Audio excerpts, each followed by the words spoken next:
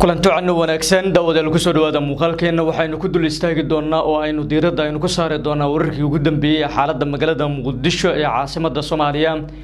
abaabulo kala duwan oo ay wadaan xubnaha mucaaradka iyo madaxda maamulada Jubbaland iyo sidoo kale Puntland xilli habeennimadii xalay ahayd laga hor istaagay xubno kamid ah mucaaradka inay tagaan hotelka lagu magacaabo airport oo ku yaala gudaha xalane ee magaalada Muqdisho wararkii ugu dambeeyay iyo sidoo kale dhaqdhaqaaqyada siyaasadeed ee magaalada Muqdisho ayaan sidoo kale muuqaalkan idinku soo gudbin doonaa qodobada kale ee aad daawan doontaan sidoo kale waxa ka mid noqonaya madaxweynaha dawladda federaalka Soomaaliya waxa uu ka qayb galayaa shirka midowga Afrika xilli markaas magaalada Muqdisho ay ku sugan yihiin xubnaha mucaaradka baarlamaanka labadiisa aqal maanta waxay kulan aan caadi ahayn ay ku yeelanayaan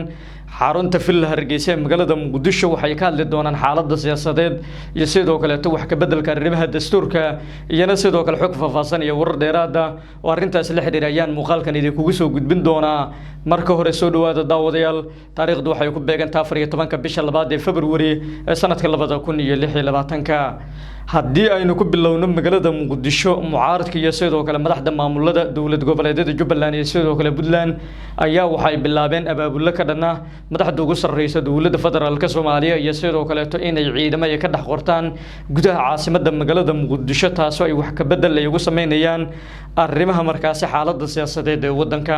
xubnaha mucaaradka ayaana sidoo kale waxa la tilmaamay inay qaadayaan mid kamid ah tallaabooyinkii ugu cuslaa iyagoona sidoo kale tallaabooyinkan uga gol leh inay wax badan ay ugu bedelaan xaaladda siyaasadeed ee wadanka iyo sidoo kale arrimaha jira xilli markaas xubnaha mucaaradka ay muddo 4 maalin ah ay ku sugan yihiin gudaha magaalada Muqdisho ee caasimadda Soomaaliya tan iyo xilligaas inta ugu badan doodda iyo khilaafka waxa uu ka taagnaa arrimaha markaas sida gaarka goobta uu shirku ugu dhacayo xilli markaas xubnaha mucaaradka ay inta badan ay doonayeen in shirkani uu ka dhaco hotelka airport oo ku yaala gudaha xalane halka markaas madaxda ugu sarreysa dawladda federaalka Soomaaliya ay iyagana markaas ay diidanayeen in ay arintani ay markaas kaga dhacdo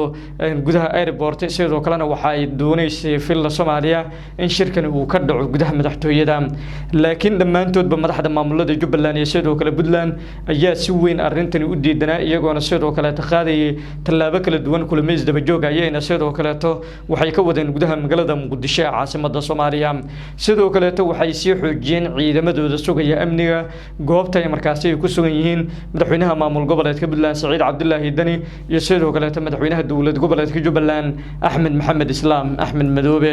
doodda iyo sidoo kale isqabqabsiga ayaana waxay tahay mid aanan marnaba sahlanayn iyadoona sidoo kale tani ay ka dhigan tahay in xubnaha mucaaradku ay markaas ay wadaan mid kamid ah abaabuladii ugu cuslaa oo dhinaca siyaasadda waxaana ay sidoo kale qaadayaan tallaabooyin kale oo dheeraad ah waxa ay markaas madaxda maamulada Jubbaland iyo sidoo kale Puntland ay wataan ciidamo fara badan madaxweyne Axmed Maxamed Islaam Axmed Madoobe ciidamo gaar ah ayuuna sidoo kale wataa waxaana ciidamada markaas ku jira ciidamada lagu magacaabo Birjeex kuwaas oo hore furimaha hore ee dagaalka wacdaro ugu dhigay sidoo kale la soo dagaalamay kooxda al-shabaab haatan ayuuna sidoo kale wataa Axmed Madoobe amnigiisa ayayna sidoo kale sugayaan waxa sidoo kale madaxweynaha maamul goboleedka Puntland Saciid Cabdullaahi Dani isagana amnigiisa sugaya ciidamo kale oo ka keensaday magaalada Garowe Muqdisho ayaana sidoo kale waxay gashay mid kamid ah marxaladii ugu adkaa xilli markaas dhinacyadu ay isku hayaan dhinaca siyaasadda waxaana sidoo kale durba markaas muuqanayso in xaaladda magaalada Muqdisho ay daqiiqad kasta isbedelayso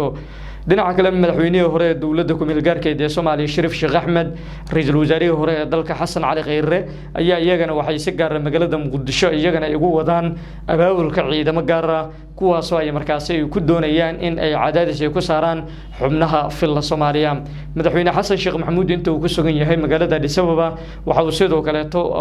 guriga wasiirada qayb ka mid ah iyo sidoo kale gudoomiyaha golaha shacabka uu ka dalbaday in la sii dedejiyo wax ka bedelka lagu sameynayo cutubyo ka tirsan dastuurka ku meel gaarka ee Jamhuuriyadda Federaalka Soomaaliya doodaas ayaana sidoo kale waxay tahay mid inta ugu badan haatan taagan oo ay dhinacyadu ay markaas isku hayaan waxaana sidoo kale la dareemi karaa in arrintu ay tahay mid aanan marnaba sahlanayn xilli kasta markaas isbedeli karto xaaladda siyaasadeed ee magaalada Muqdisho ayaana sidoo kale waxay tahay mid aanan sahlanayn waxaana haddii arinta ay sidan ay ku sii socoto ay keeni kartaa in isbarwaaga siyaasadeed uu noqdo mid markaas xaaladiisa marba marka ka dambeysay kaga sii darayso arintan waxay sidoo kale tacaradeeda ay markaas ay sii muujinaysaa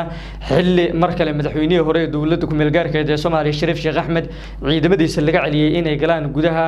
xarunta xalane ee magaalada Muqdisho iyagoona sidoo kale lagu amray in ciidamadan ay iska dhigaan laakiin xubnaha mucaaradka ayaa iyagu waxay diideen in ciidamadan iska dhigaan taasoo sababtay in mar kale ay ku noqdaan goobihii ay sida gaarka markaas uga sugnaayeen ra-iisul wasaaraha xukuumadda federaalka Soomaaliya Xamse Cabdi Barre ayaa isaga waxa uu habeennimadii xalay ahayd uu la kulmay madaxweynaha dowlad goboleedka Jubbaland Axmed Maxamed Islaam Axmed Madoobe iyo madaxweynaha maamul goboleedka Puntland Saciid Cabdullaahi Dani ra-iisul wasaare Xamse Cabdi Barre ayaa sidoo kale waxaa la sheegay in labadaasi madaxweyne uu kala hadlay arrinta siyaasadda iyo sidii markaas xaalka loo dejin lahaa iyadoona sidoo kale madaxweynuhu uu salaan ugu tagay madaxweynaha dowlad goboleedka Puntland Saciid Cabdullaahi Dani halka markaas Axmed Maxamed Islaam Axmed Madoobe uu isagana la kulmay laakiin marka loo eego oo loo fiiriyo ra-iisul wasaare Xamse Cabdi Barre waxa uu gabi ahaanba madaxdan uu ka diiday in uu sawir uu la galo si gaar ah markaas Axmed Maxamed Islaam Axmed Madoobe taasoo iyadana markaas muujinayso in ra-iisul wasaaruhu uusan weli markaas ku qanacsanayn hanaanka iyo sidoo kale taqaafka ay markaas wax wadaan xaaladdu waxay tahay mid aanan sahlanin marka ka dambayso waxaana sidoo kale la dareemi karaa in arrintu ay tahay mid aanan la qiyaasi karin xaaladda siyaasadeed ee dalka haddii markaas madaxweyne xasan sheekh maxamuud uu ku soo laabtay magaalada muqdisho waxaana sidoo kale aanan la ogeyn qaabka uu shirkan uu ku dhici karo sida dhinacyadu isugu fahmi karaan haddii markaas lagu kala tagana waxay sidoo kale noqon kartaa xaalad kale oo markaas aad u daran muqdisho gaar ahaan xildhibaanada golaha shacabka baarlamaanka jamhuuriyadda federaalka Soomaaliya iyagana waxay sidoo kale ay wadaan wax ka bedelkoodii lagu sameynayo dastuurka ku meel gaarka ee jamhuuriyadda federaalka Soomaaliya dhinaca kale xildhibaano kale ayaa iyagana maanta waxay ku leeyihiin hotel Jazeera ee magaalada muqdisho iyagoona sidoo kale qaadayo tallaabo kale oo markaas ka dhana madaxda ugu sarreysa dowladda federaalka Soomaaliya xildhibaanada kale ee taageersan wax ka bedelka lagu sameynayo cutubyo ka tirsan dastuurka ku meel gaarka ee jamhuuriyadda federaalka ee Soomaaliya xaalka siyaasadeed markasta ma ahan mid sahlan tallaabooyin kale ayaana sidoo kale la qaadi karaa cadaadisku waxa uu sidoo kale noqon karaa mid joogta waxaana sidoo kale aan la filan karin arrintan siyaasadeed iyo tallaabooyin kale oo dheeraadka iyo waxa ay markaasi ay noqon doonaan mucaaradku iyagu waxay isku dayayaan inay ciidamada ka dhex qortaan gudaha magaalada muqdisho abaabula ayayna sidoo kale wadaan tani ayaana sidoo kale waxay ka dhigan tahay in ay tahay mid aanan marnaba la qiyaasi karin muqdisho waxay galaysaa marxalad kale marxaladdu waa marxalad kale guur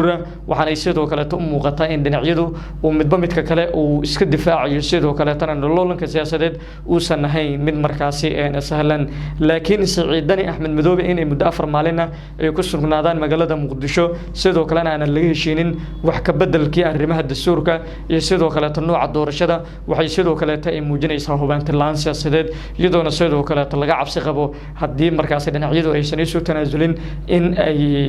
kala tagi karaan sidoo kale ay kala fogaan karaan